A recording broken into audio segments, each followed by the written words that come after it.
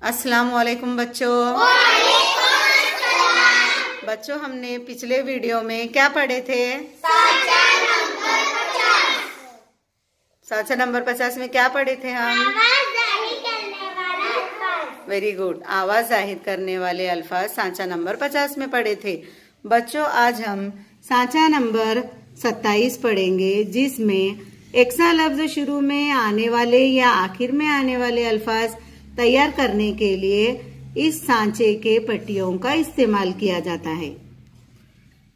ला वारिस, ला जवाब, ला महदूद, ला सानी। खुददार, खुद पसंद, खुद मुख्तार, खुद मुख्तार, खुद सर।